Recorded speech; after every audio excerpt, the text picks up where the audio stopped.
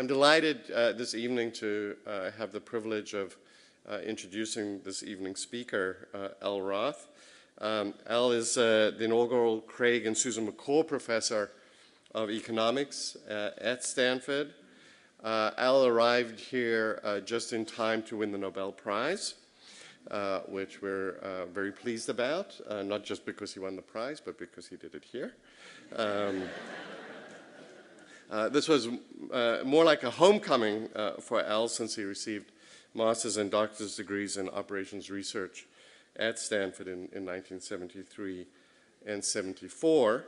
Before Stanford, he was the George Gunn Professor of Economics and Business Administration at Harvard, and before that, he was the Andrew Mellon Professor of Economics at the University of Pittsburgh.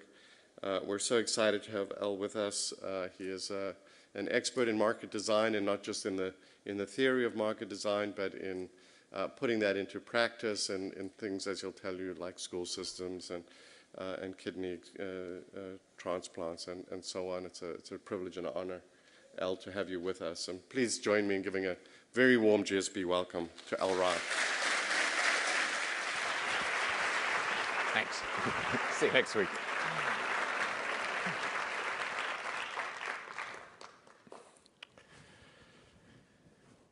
So it's good to be here. I guess I heard from the reactions to the deans calling out the years. I have some idea of how many of you are here from 2012 and from 1998, and welcome back.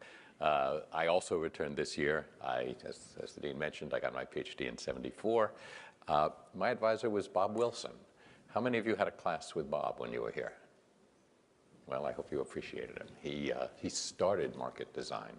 He's one of the giants in that field, and I'm going to tell you about what's happened to it since then, because it's grown quite a bit since its beginnings here at Stanford.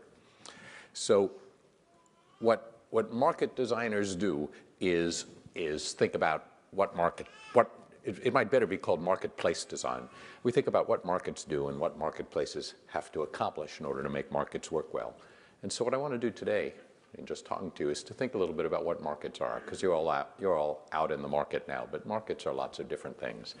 And I want to spend the time together tonight talking about how markets work and how they fail and how we can fix them when they're broken, and how markets may be a more comprehensive class of institutions than you're accustomed to thinking about.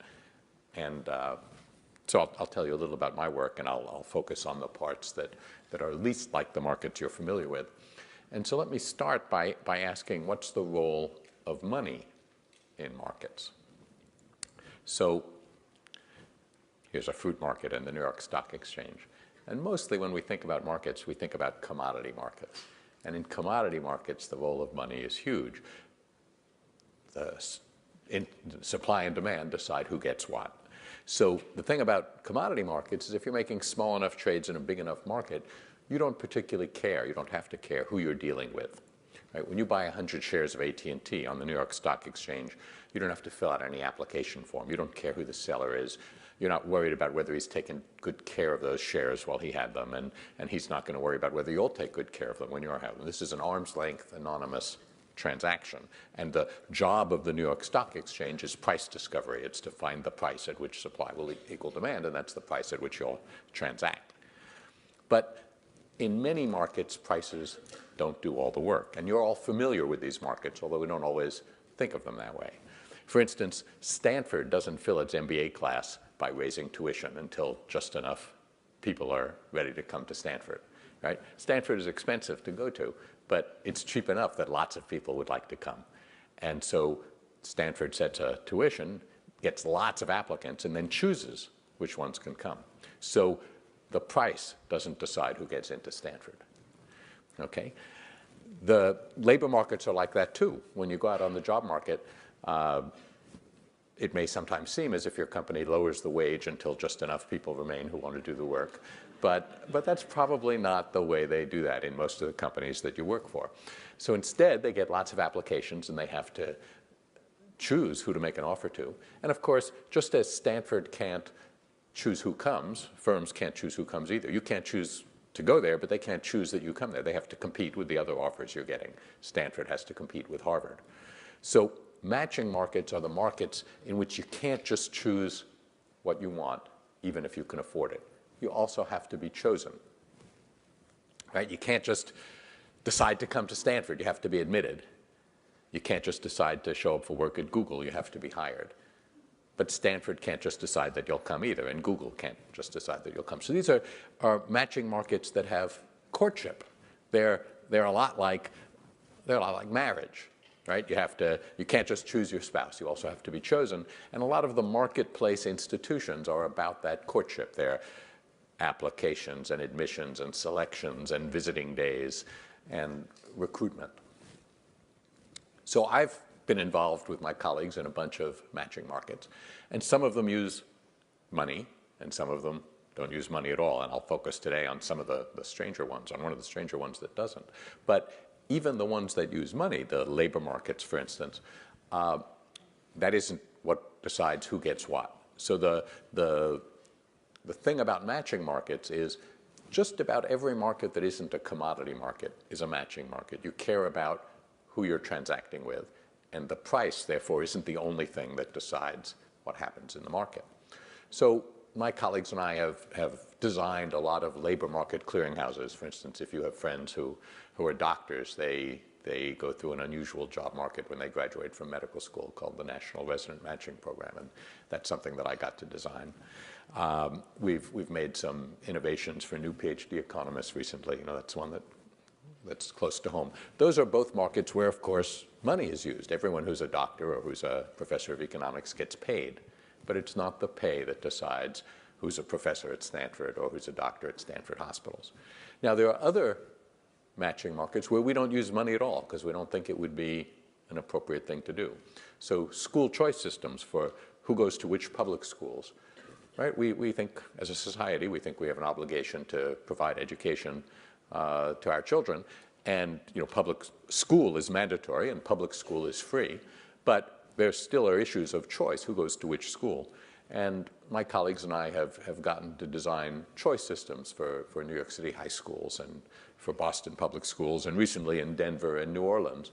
And just last week, we hosted a conference of many school districts here to talk about these things. And so I imagine that some of the technology, some of the kinds of things I'll tell you a little about when I talk about kidney exchange, are going to diffuse into more American cities, maybe one near you.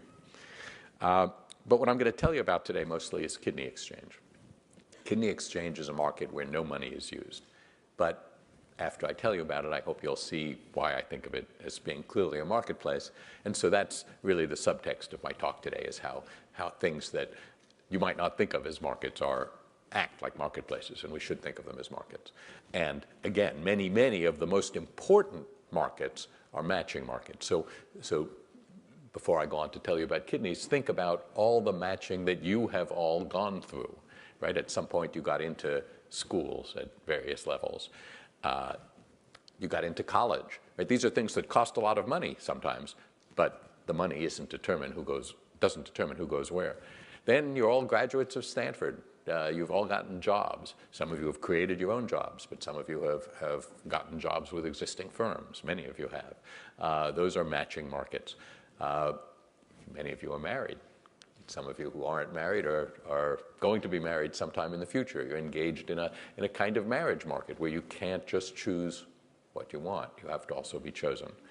And I'm going to talk to you about some aspects of medical care where you can't just choose what you want, but also have to be chosen. In particular, I'm going to talk about organ transplantation. So this is a good example of the allocation of scarce resources. So it's a natural topic for economists, but it's without the use of money because in most of the West, we have laws against buying organs for transplantation.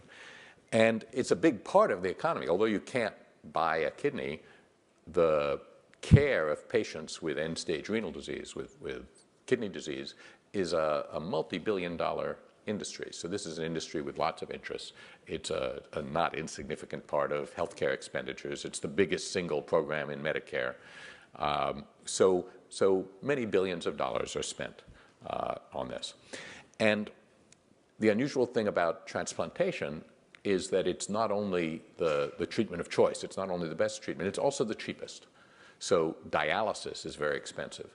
It costs Medicare about $85,000 a year to keep someone on dialysis, but it only costs about $120,000 for someone to get a transplant, after which they need immunosuppressive drugs that cost about $20,000 a year. And they get up and go back to work, something that when they're on dialysis after a while they can't do. So this is not an insignificant part of the economy, but it's a part of the economy that has very scarce resources, and I'll tell you how we try to get more transplants, and in a marketplace that plays out without any money, although there's important money in the background. So what's the story with kidney exchange? So many more people need kidneys than there are organs available. So there are 95,000 people on the deceased donor waiting list at the moment in the United States. They're waiting for an organ from a deceased donor. So when you signed up for a California driver's license, when you were here, if you did that, you had an opportunity to register on the California Organ Donor Registry. That's where deceased donors mostly come from, that registry. So the waiting list has 100,000 people. That means you might have to wait a long time because we only have about 11,000 deceased donors in the United States a year, 11,000 deceased donor transplants. That's only about 6,000 deceased donors. But deceased donors aren't the only source of transplants. You each have 2 kidneys. And if you're as healthy as I hope you are, then if you knew someone who had kidney disease, you could give them a kidney. Because if you're healthy, you could remain healthy with 1 kidney. So you might be healthy enough to give someone you love a kidney, but they might still not be able to take your kidney. And that's where the possibility of exchange comes in, which of course is a natural subject for economists to study. So the idea of exchange is you want to give a kidney to someone, in this case, supposing you're donor 1, but your potential recipient has a different blood type than you do. So blood type A and blood type B. So you'd like to give recipient 1 a kidney, but you can't. She's got a different blood type than you do. And donor 2 and recipient 2 are in the opposite situation. So an exchange is possible where donor 1, the blood type A donor, gives a kidney to recipient 2, the blood type A recipient. Everyone gets a compatible kidney. This kind of thing happens for other reasons than blood type incompatibility. Turns out the chance that one of you could take my kidney is a little over 50%. The chance that my wife can take my kidney is only about 30%. And that's because my wife and I are parents, and in the course of childbirth, my wife's immune system might have been exposed to some of the proteins that our boys inherit from me. And if so, she might have antibodies to those proteins that would be ready to attack my kidney if it should show up. So there are other kinds of incompatibilities than just blood type incompatibility. And someone who's been sick for a long time or who's had a previous kidney transplant will have lots of antibodies to human proteins, and they'll be hard to match, whereas other people will be easy to match. I just came back from Korea, which is a place actually where kidney exchange has been going for some time. And the issue there is in Korea, but not in the United States, blood types A and B are equally frequent. So this kind of simple exchange can go on quite easily there. Okay, now notice that no money changed hands in that exchange. And there are many reasons for that, but one reason is it's against the law. Okay, so here's a sentence from the 1984 National Organ Transplant Act that says it shall be unlawful for any person to knowingly acquire, etc., any human organ for valuable consideration for use in human transplantation. So you might worry that that's going to rule out kidney exchange too. That sure looks like valuable considerations going on there, a kidney's being exchanged for a kidney. And you could get very philosophical about this, but eventually we got an amendment to the nota that simply says the preceding sentence, that one, doesn't apply to kidney exchange. I learned something about federal legislation while this was going on. There was no opposition to this. No one opposes kidney exchange. But it still took 3 Congresses before this bill passed. And it didn't pass until Charlie Norwood, the representative from Georgia, whose name is on the bill now, died of a immunosuppressive-related disease. He'd had a transplant, and you take immunosuppressive drugs forever after, so you're vulnerable to some kind of diseases. So it went down just out of neglect in 2 Congresses. In the 3rd Congress, Charlie Norwood died, and his colleagues named the bill after him and passed it. It passed by acclaim with no dissent. So, legislation there are some frictions out there in the world. Okay, so let me tell you about some other frictions, about the actual frictions in running an exchange. So here's a picture of an exchange. I'm the man in the yellow gown. You can tell that I'm keeping my hands out of the way so no one hands me anything. And what I would like to not be handed is in this bucket here. There's a kidney in there. And behind me, not in this picture, but behind me in this picture, off screen, is another operating room. And the kidney has just been removed, just steps away and carried over into this operating room where it's being transplanted into this patient. And this is all happening in Cincinnati, Ohio. And at the same time, in Toledo, Ohio, the donor, her patient, and the transplant recipient, his donor, are doing the same thing in Toledo, Ohio. And when I say at the same time, I mean literally at the same time, because you can't write a contract on a kidney because no valuable consideration can be given for a kidney. So what they do in this kind of exchange is they prep the patients, they anesthetize them, they make the initial incisions. Then they get on their cell phones and they say, we're ready to go here in Cincinnati. Are you ready in Toledo? And when they're told that everything went smoothly in the preparations in Toledo, then they go ahead and they take the kidney and everything proceeds from there. So this kind of simultaneous exchange requires 4 surgeries at the same time: 2 nephrectomies, taking the kidney out, and 2 transplants, putting the kidney in. That means it takes a lot of resources to do this simple exchange. You need 4 operating rooms and 4 surgical teams to do it. So even the simplest 2-way exchange is hard. It involves a lot of resources.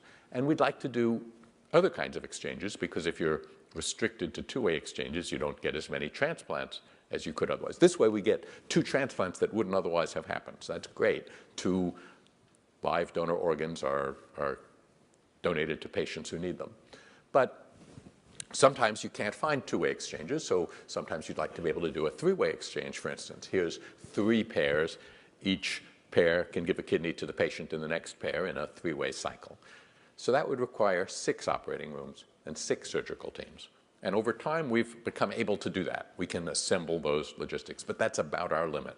Right? Every now and then, a larger exchange gets done, but the logistics of getting everybody in place simultaneously to do a 3-way exchange is about all we can manage. And it's still not enough.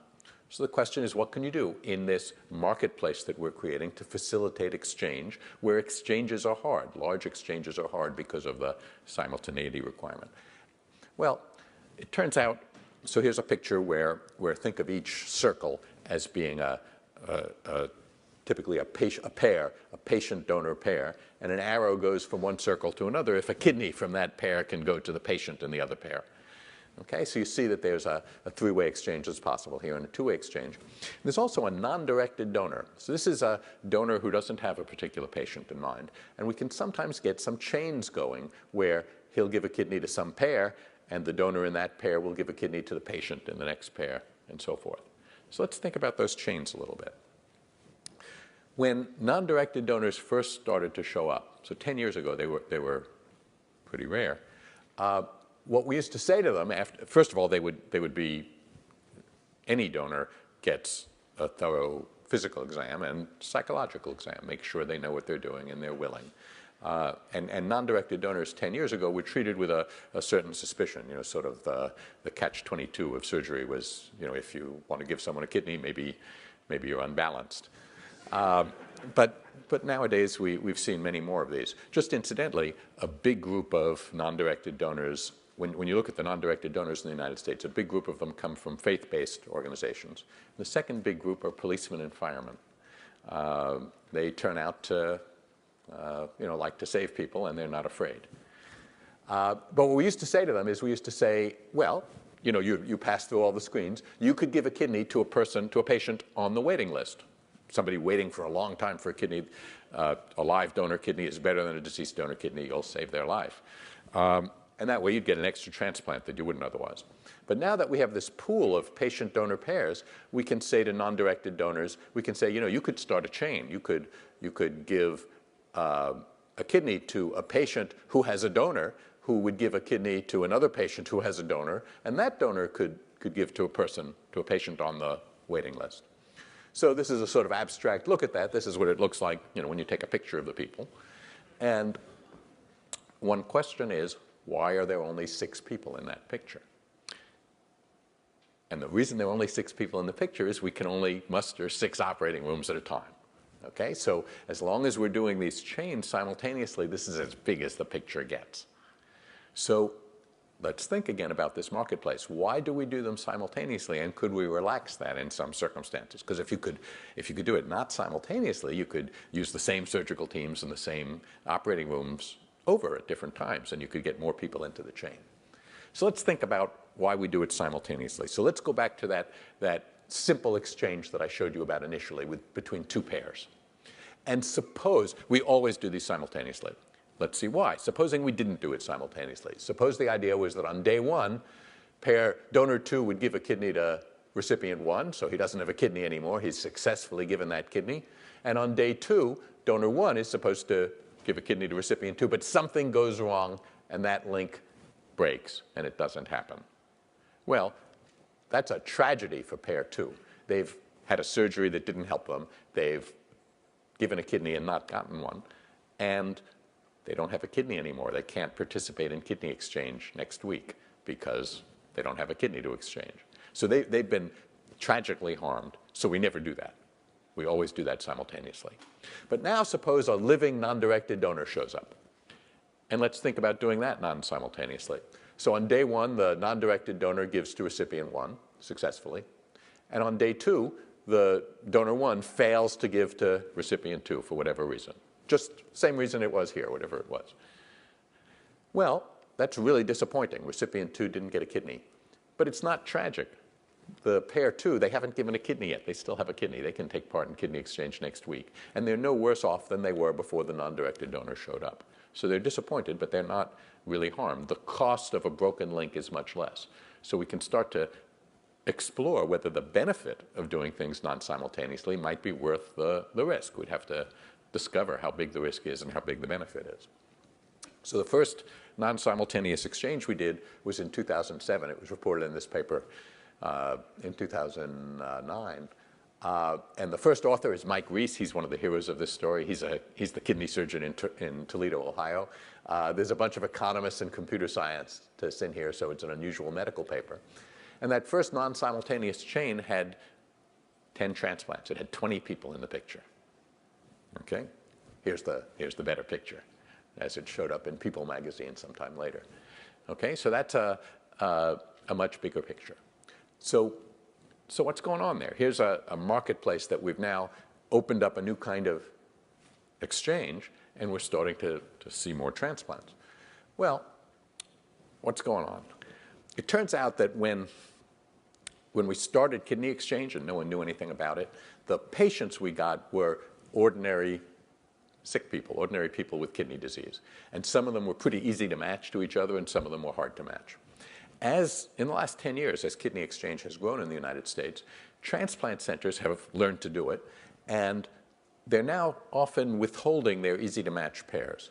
So if people come in and they're like those 2 pairs I showed you, often we never see them in kidney exchange. They just get transplanted in their hospital. It means that the patients we are seeing are hard to match. What does it mean to be hard to match? It means you've got a lot of antibodies, so there aren't many kidneys you can take. When we draw those arrows between circles, there aren't so many arrows. Okay? So here's a bit of data from one of our kidney exchanges. And you can see there are these guys in blue who have a lot of arrows pointing into them. They can take a lot of kidneys. They're the low sensitized patients. But there's lots of people who, although their donors can give kidneys to the easy to match patients, they can't get kidneys for many people. So this graph's a little hard to look at. So what I want you to think about is supposing all those things are sort of strings and you grab the blue nodes in your hand and you shake it, you're going to get a picture that looks like this jellyfish. And at the top, we've got the easy-to-match pairs, and they're sort of in a densely connected part of the graph. Lots of exchanges can go on there. And then there are these chains hanging down. And it's those chains that we're getting in these long simultaneous chains. If you get a non-directed donor, you can start at the bottom of one of those chains and just move it right up. And some of those chains can be pretty long. So here's a chain that has 60 people in it. Okay? The very first one is a non-directed donor. And the others are all hard-to-match patients who we couldn't take care of in small exchanges. So 60 people in the picture means 30 transplants, 30 donors and 30 transplants. Okay, so that's basically what we're seeing now. This is the fastest growing part of organ transplantation. And it's exciting to see. But let's think a little about this. Why don't we just buy and sell kidneys, right? When you talk to Gary Becker at the University of Chicago, he says, there's no shortage of kidneys. You've all got two. This room has a huge excess of kidneys because you only need one. Okay, so I don't know the answer to why we don't allow buy and sell kidneys, but it's certainly something that economists and business people ought to know more about, because there are lots of things we don't allow you to buy and sell, and that reflects the fact that people have, ordinary people, not economists, not business people, have intuitions about what's the proper scope of markets. We probably have some of those intuitions ourselves. And one reason to think about it is because making markets illegal doesn't necessarily stop them from happening, right? So there are lots of things you can't buy and sell in the United States, and there are black markets for many of them. Think of illegal drugs, for example. So let's think about this a little bit. And when I started to think about this, I needed a word that would say what I wanted, so I borrowed the word repugnance. And I don't mean, when I say a transaction is repugnant, I'm not thinking of its simple meaning that you don't like it. What I mean is, I'll say a transaction is repugnant if some people would like to engage in it and other people don't want them to. Okay? So repugnance has been really important. Historically, it's important presently. Here we are in California. I think a prototypical repugnant transaction, the way I'm using the term, is same-sex marriage. Right? A repugnant transaction is a transaction that some people want to engage in and other people don't want them to.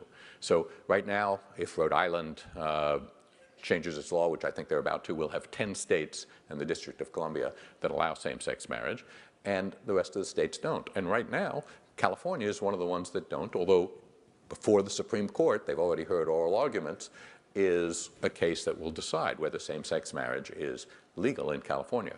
So whether it's legal or not, there are going to be Californians who want to marry each other. The question is, will we allow them to pursue that transaction? So that's a repugnant transaction, and the fact that it's changing and is likely to keep changing means that these repugnancies change over time. So think, for instance, about interest on loans. There were hundreds of years in Europe where charging interest on loans was a repugnant transaction. There were people who wanted loans and people who would like to charge interest on them, but it wasn't allowed. And that's changed, and it's had, of course, profound effects on the economy. We could hardly have the global capitalist economy that we have if we didn't have a market for capital. So the idea that you couldn't have a market for capital had first-order important effects on how we organize our economic lives. But it's not the case that as we get more modern, things that used to be repugnant become less repugnant. It also goes the other way. We live in a country where there used to be markets for slaves in the United States. And that's not a great example because it's not a voluntary transaction on the part of the slave. But the most common way to buy passage across the Atlantic Ocean during the years after the American Revolution was indentured servitude. There you would be in Ireland or someplace, and you would want to come to Boston, and you didn't have the fare to pay the captain to take you across. And so you would sign articles of indenture, and when he got to Boston, he would sell your labor services unconditional, you couldn't quit, for 5 years to the highest bidder. And that's a form of involuntary servitude that is entered into voluntarily, but the 13th Amendment to the Constitution says we don't allow that anymore. So there are things that used to be repugnant and are not anymore, and there are things that used to not be repugnant and now are. So these are things worth understanding. I don't pretend to understand them, but let's think about them a little, because I think they're worth thinking about and fun to think about. Why can't you eat horse or dog meat in a restaurant in California? You may not want to eat horse or dog meat in a restaurant in California, so you might not know that you can't, but you can't. In fact, well, I'll tell you about the rest of the country, but the short answer is it's against the law, right? Horse meat may not be offered for sale for human consumption. It's a felony. Dog meat is just a misdemeanor. There's no law in California against eating grasshoppers or cockroaches, right? By and large, you can't eat them in restaurants either, and that's because no one wants to. The reason there's a law against eating horse meat is not because no one wants to. It's because some people want to and other people don't want them to. So this was actually passed by the class of 1998 when they were here in a referendum. Okay, so you guys got to vote on this if you were California residents. As many people voted for it, it was a referendum, as many people voted for it as voted for Gray Davis, who was elected governor that year. So, so again, this is something, because we have a referendum system in California, there were people who thought it was a really bad idea that other people were eating horse meat and that we ought to make a law against it. And, through the magic of referenda, they did. Now, needless to say, this is something that varies by time and place. There are lots of places in Europe where you can eat horse meat. You can't eat horse meat anywhere in the United States. It's not illegal except in California. But in order to eat meat in a restaurant in the United States, it has to be inspected. And Congress has refused to allow to provide funds for the U.S. Department of Agriculture to inspect horse meat. So although it's not illegal, it's a crime in California, it's not a crime in New York, but no horse meat is available in New York. You'll have to go to France or Japan. There are lots of places where they like horse meat. Okay, so as I've been saying, transactions vary from place to place, whether they're repugnant or not. So let's think about dwarf tossing. You guys are going to go out drinking tonight. Maybe you've thought about dwarf tossing already. So here's in England, it's legal. And Lenny the Giant, he's this small man wearing the helmet. And he earns his living by engaging in an athletic event in which larger and probably drunker men throw him for distance, and he lands athletically and rolls and is wearing safety equipment. Here's the Ontario Dwarf Tossing Ban Act of 2003. It says in Ontario, this is a repugnant transaction. You can't do it. And it's not an occupational health and safety. It doesn't say Lenny the Giant should wear a helmet. Lenny the Giant is already wearing a helmet. It says no person shall organize a dwarf tossing event or engage in dwarf tossing. It basically says, yuck. You shouldn't do that. Now, a French dwarf, when France banned dwarf tossing, a French dwarf who wanted to continue earning his living this way. So it's a repugnant transaction. There are people who want to engage in it and other people who don't want them to. And that happened in France too. And the French dwarf took his case before the UN High Commissioner on Human Rights. And he said that his right to employment was being denied. And the French case said, this is just, it's a sort of yuck, but in French. It said, this is an affront to human dignity. We are all less human when Manuel Wachenheim earns his living this way. And he had a very moving statement. When I read the case materials, I thought, the little guy is going to win, because what he said is his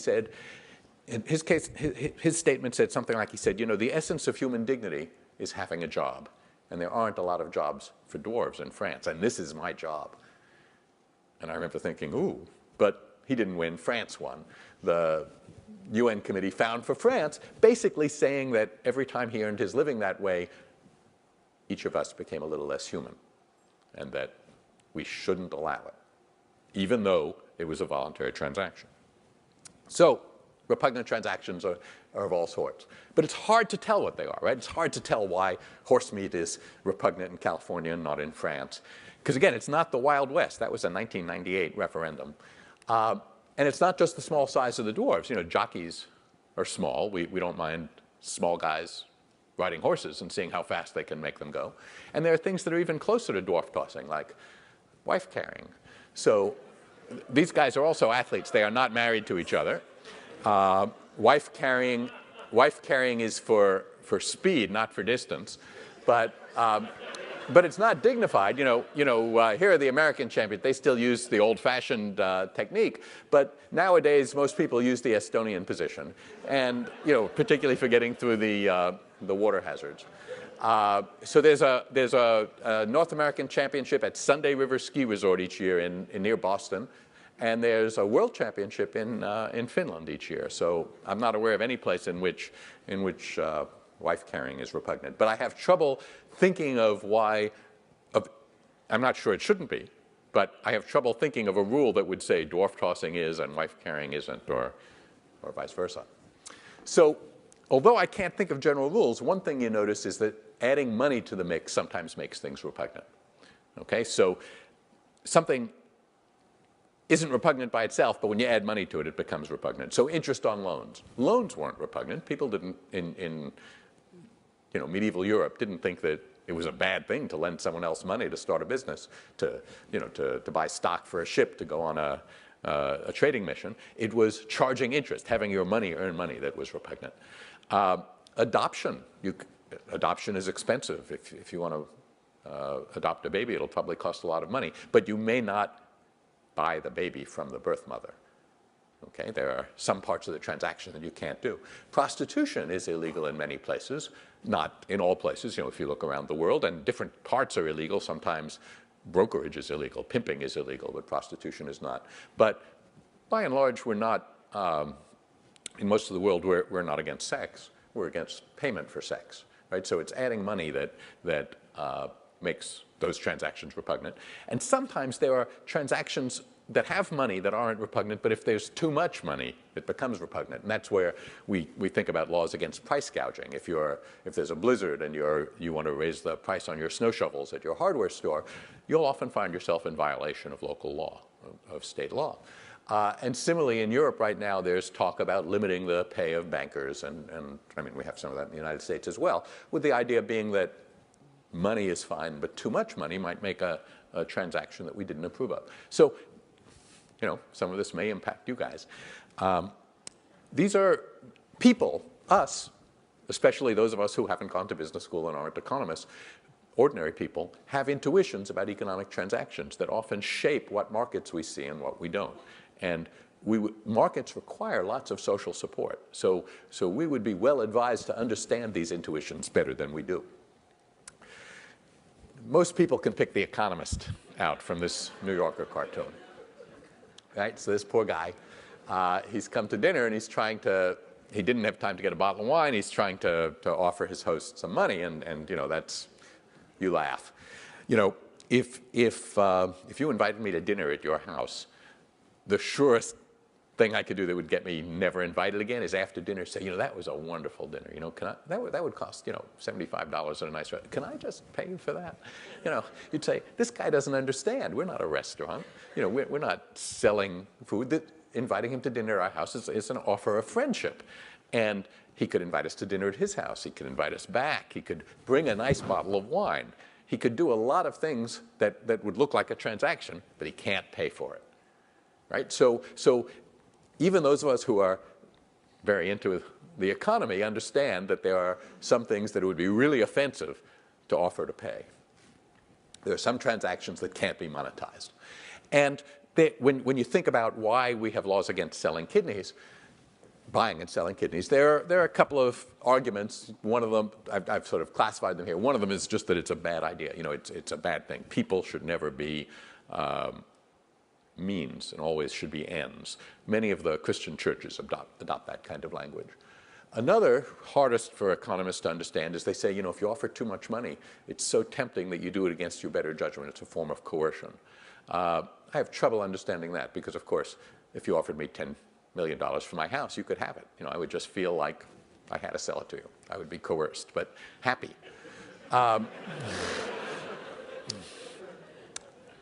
The arguments that I can make the most sense out of and have the most sympathy with are the slippery slope arguments.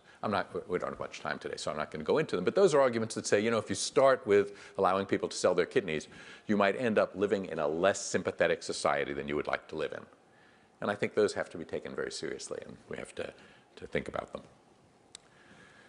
So let me get a sense of the meeting. Test yourself for repugnance. I'm going to ask for a show of hands. Are you willing to contemplate carefully regulated sales of live kidneys?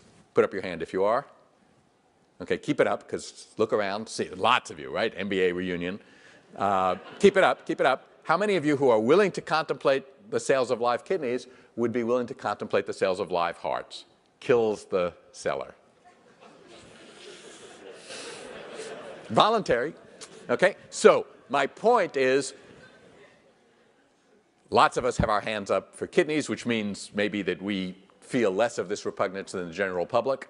But many of you, not all of you, until I bullied you, started to pull your hands down for hearts, which means we all have places that we're at least willing to understand the idea that some transactions might be repugnant, even if they were willingly entered into. And therefore, it behooves us to try to understand where other people draw those lines, even when they draw them in different places than we do. right? So you may think kidney sales would be a good idea, but in order to have this kind of discussion, we're going to have to seriously engage with people who think that kidney sales would be a terrible idea, a bad idea, the kind of bad idea that only bad people have. Okay, and I meet lots of those people. So kidney exchange achieves some of the benefits of a market without running into this barrier of repugnance. So the thing we've achieved with kidney exchange, so as market designers, we're very pragmatic. We say you can't sell kidneys. We can debate that till the cows come home, but in the meantime, what are we going to do for the patients? And what we're able to do is get the benefits of exchange without running into the barriers of repugnance. So let me just close with a thought on what is a free market, because here I am, designing markets, and that can seem like a funny thing. And I think the right metaphor to look at is a free market isn't a market without rules. It's a market with rules that allow it to operate freely. The New York Stock Exchange has lots of rules, and some of them are laws that if you violate, you can go to jail, rules against insider trading. And they're designed to help make it a very efficient commodity market. So I think a good metaphor is you think of a wheel that can rotate freely. It rotates freely because it has an axle and well-oiled bearings, and that's what lets it go. So I think the political discussion on free market is often that free markets are laissez-faire. They don't have rules at all. But very few markets are like that. When you get jobs, when you apply for colleges, when you buy and sell stocks on the New York Stock Exchange, you're engaging in markets that have a lot of rules. And if the markets are designed well, then the rules allow the market to work well. So a big part of that, of course, is handing out information, moving it around, and helping aggregate it. So I was advised that I should end by telling you some stories and giving you some advice having to do with the Nobel Prize. So here's a picture of me and the King of Sweden. I'm the guy on the left. Let me tell you a story. You hear about the Nobel Prize in a phone call in the middle of the night if you live in California. But the guys giving the phone call have some experience at this. And it turns out the thing that they're really concerned with is that you shouldn't think it's a hoax. So they call you up in the middle of the night. We actually missed the first phone call. My wife said, I think the phone's ringing. And I woke up and it wasn't ringing. But they called back. And the guy on the phone says, I still don't know who it was who made the initial call, Swedish accent. And he said, you've won the Nobel Prize. He said, but I'm here with 6 of my colleagues, and 2 of them are people you know, and they're now going to tell you. So that was their way of I guess, forestalling that you should say, oh, come on, who is this? Is that Ted? And they did that actually at 3:30. And they said, so it's not going to be announced for a half an hour yet. Keep it a secret. And what I did in that half hour, and this is my advice, what I did in that half hour is I took a shower and I got dressed. And if you're ever in that situation, you should definitely do that because there isn't any time afterward for the next many hours. It was a busy day. Fun, but not relaxing. So it's great for me to be back at Stanford. I welcome you back to Stanford. And there was one slide I skipped. Let me just tell you about that. What do markets do? What do marketplaces do for markets? They have to make the market thick. They have to bring enough people together to make the transactions that will make the market work. Once you have those people together, sometimes it's hard to do the transactions. With kidneys, it's because of the operating rooms. But you have a lot of transactions to consider. So markets have to become uncongested to work well, and they have to be safe to participate in. And some kinds of transactions are repugnant. So I think when you go back out into the marketplace, if you think about these things, you'll get a chance to see markets and market institutions in a little bit of a different way. And that's a good thing. So thank you very much.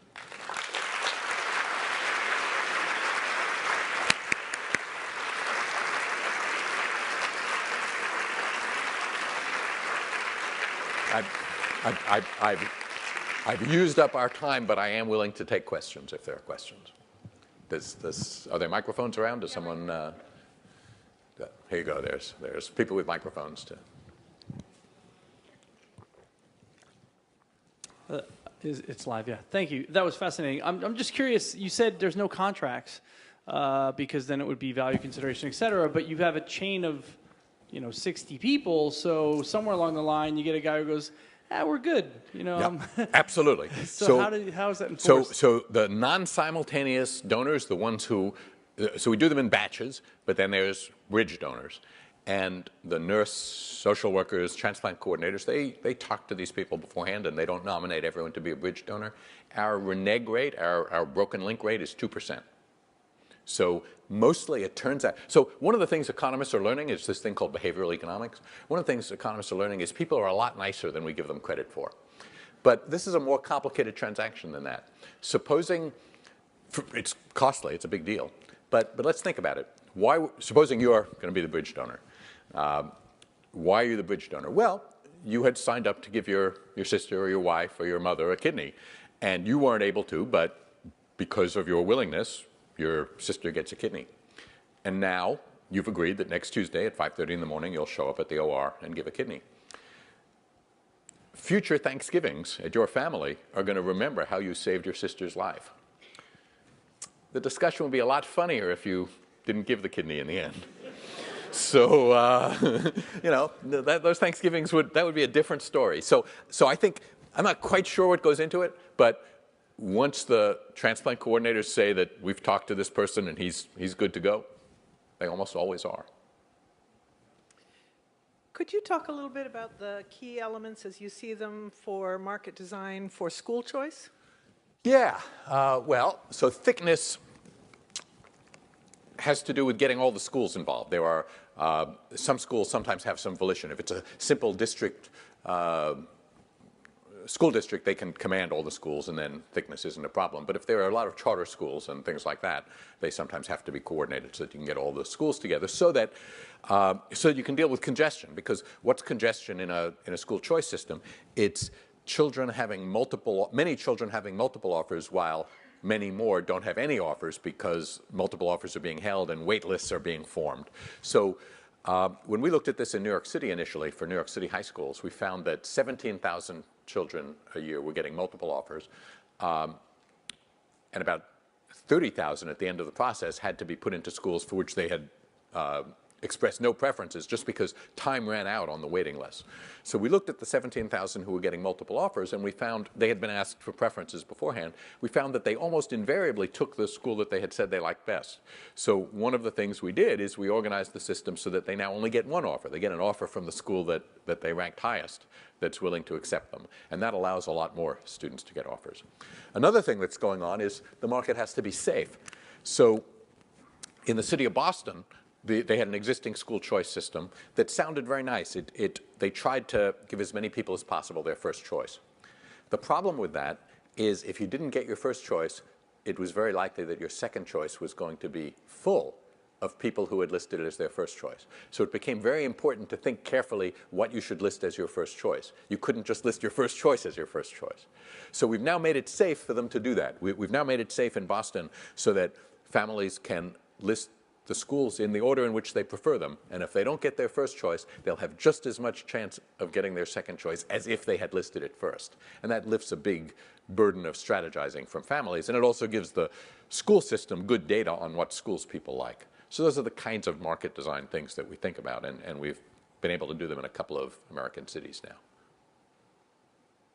Yes. We have a microphone for this job? You can go next. Oh, sorry. Someone has a microphone already. Yes, I have a microphone. Wave your hand. I can't see you. Thank you. Well, thank you for coming. I find this so fascinating. And as an economist by training, I love the sort of optimization problem in it all. But I think one thing that the next step I have a question about is the sort of understandability of the system for everyone who participates. Because I think that while ideally any optimal solution would be very elegant, I imagine sometimes they're quite complex. And in some markets that may not matter, but some things like the public school assignment, people are sort of unwilling participants. Like they don't have choose to be part of it. They have to be part of it. And if they don't understand it, there may be broken trust. There may be confusion. So how does that both go into how you design the market, and then what are the implications for when you're rolling it out and trying to make it successful? Right. That's a giant consideration. And what we've come to understand is that communicating about how the system works is part of the design of the system. So what we've started to tell school districts is not just that we'll help you design an algorithm that has good properties, but we'll help you design an algorithm and a communication package that will help convey it, because indeed we had some startup problems of this sort. So there are a couple of ways that a school choice system can be complex. I just described to you the old system used in Boston, and it was simple. I was able to describe it to you. It was simple to describe, but it was complex to participate in, because you couldn't just put down your first choice as your first choice. You had to know all sorts of things about the schools. For instance, Boston schools would give sibling priority to children who had an older sib in the school. And so parents who had children about to enter kindergarten, if they were in prosperous, well-informed, highly educated neighborhoods, they would develop an intelligence network that knew how many SIBs there were going in, so they'd know how many places were really in each school. It was hard work. So we've got a system that's a little more complicated to describe, but it's very simple to play. You just decide which schools you like, and it's safe to tell Boston Public Schools which schools you like. So I could describe the system that we use is not that hard to describe. It's based on the deferred acceptance algorithm that Lloyd Shapley just got the Nobel Prize for. He and I shared it. It's pretty simple to describe. I won't do it right now. It's more complicated to describe than try to give everyone their first choice and then give as many people as possible their second choice, than that system. But that system is hard to play. So I think what happens is we communicate what's going on. Some people understand it. It's enough, though, if other people just get the message that it's safe to put down your true preferences. Well, thank you, Professor. This has been fascinating. You must find it very rewarding to have created work that saved thousands of lives. Can I ask where else you'd like to see this work applied? What else you'd like to transform? Right. Well, so we started with these sort of centralized marketplaces, not because those are the most common or whatever, but because those are the easiest to get your arms around and see where the design is, where the rules are. But most marketplaces operate on decentralized rules. And in some of the marketplaces we've worked on, markets for later career doctors in various specialties, for instance, what we've done is we've changed the rules of engagement in decentralized markets, rules about the market culture, how an offer of employment should be made, how long it should be left open, whether people can change their minds under what circumstances. So having rules like that in decentralized markets is part of their design, and it's part of their culture. It's a soft part of the rules. Often when you actually see markets operating, there are conventions about that make the market work well or badly, but there may not be trade organizations that can provide guidelines, although sometimes there are. So I think that we need to do more about thinking about decentralized markets. We also, as a profession, economists have spent a lot of time thinking about the price of transactions, but not very much time thinking about their timing. So for instance, now when we look at securities markets and high-speed trading, there are questions about whether would we really lose a lot of efficiency if instead of being able to trade at any time, you could only trade every second on the second.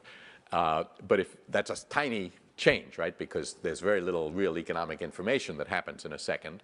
But of course, high-speed traders who can trade in milliseconds, they can force liquidity providers to have bigger spreads because they can get information earlier and trade against stale spreads, things like that. So I think questions like that, how should we be thinking about the microstructure of financial markets are things that we'll surely have to think about.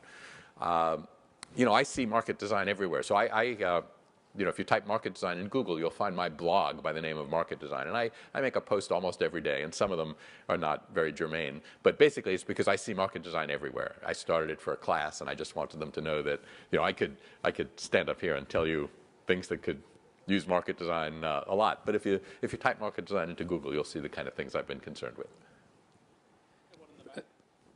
So thank you for that insightful talk. Do you think some of the theories that Wave your hand. I can't see you. I'm here. I got you. Okay. Do you think some of the market matching theories are more applicable in emerging markets where there are institutional gaps? Yep. So, I think for development economics, I think market design is a big thing. I talked about commodity markets at the beginning of my talk, and I said, well, commodity markets are easy. Price decides who gets what. But of course, commodity markets have to be designed. God designed wheat, but wheat isn't a commodity. Number 2 red winter wheat is a commodity. And number 2 red winter wheat, God didn't make that. The Chicago Board of Trade made that. Now, why is it good to have number 2 red winter wheat as a commodity? Well, wheat is different. Different farmers grow different stuff. And before we had a commodity market for wheat, you had to know your farmer. You had to have someone go out in the field and inspect it. How much white wheat is mixed with the red wheat? How much moisture? How many bugs? So once you have a commodity and enforceable standards, you can all of a sudden not care who the farmer is. The railroads can come by and they can take the number 2 red winter wheat and mix it together in rail cars and not care who it came from. But before that, the market for wheat was a matching market. So Ethiopia has just made a commodity market, a good one or a better one, for coffee. So it used to be that if you wanted to buy coffee, you had to send your man to Addis, and he would taste coffee. He would reach a long-handled spoon into big bags of coffee and pull out some beans and grind them and taste them and decide whether he wanted to buy coffee from this farmer. Well, now they've got a system, a market design where there's anonymous tasting. There are guys who receive bags of coffee and sample them and don't know who's the farmer, and they can make reliable judgments about quality. Turns out, what do I know about this? Because of this, I've learned about coffee. It turns out what makes high-quality coffee, among other things, is waiting until the cherry is red. So a coffee bush has a cherry on it, and the bean is inside. So by the time someone has sold you the beans, you can't see whether they waited till the cherry was ripe, whether it was red or whether it was green. So the cheap way to pick coffee is you go to some hillside that's mostly red, and you say to your pickers, go pick all the beans. We're not coming back here. Get them all. But once you have tasters who can tell that you've got unripe beans together with your ripe ones, you say to the pickers, pick only the red cherries, and we'll come back next week, and we'll pick the rest when they're red.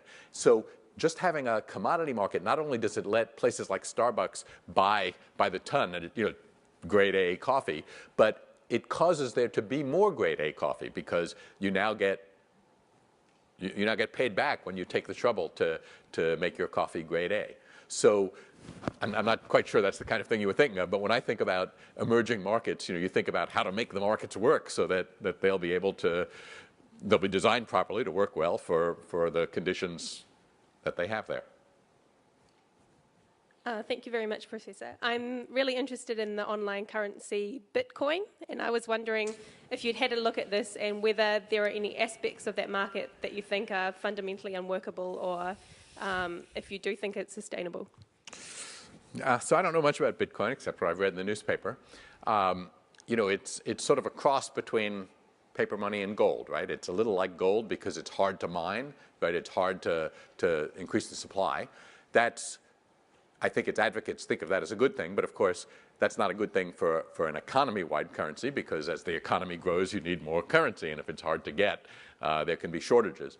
But it's also like paper money in the sense that you can't hold it in your hand, you can't use it as a commodity later, you can't use it to fill teeth, or to make jewelry. It's a fiat money. It's only money as long as people are willing to accept it as money. So I don't see it. It's pretty interesting, the fact that you have to solve computationally hard problems in order to create a new Bitcoin and that this is something that can be verified. It's a fascinating example of an attempt to make a currency, but I can't see it becoming a large part of the world economy. And partly it's because of the limits. Gold can't be that large a part of the world economy for the same reason, right? You don't want to, here we are talking about what central banks do and how much unemployment should go with how much inflation. Gold doesn't let you do any of those things. And, commodity money made a lot of sense when we couldn't do better than that. So Bitcoin is almost a commodity money, except it's not even a commodity. So it's fascinating stuff from what I read. I wouldn't bet the whole ranch on it. And I think that it's all the time we have for questions. Okay. Well, thank you.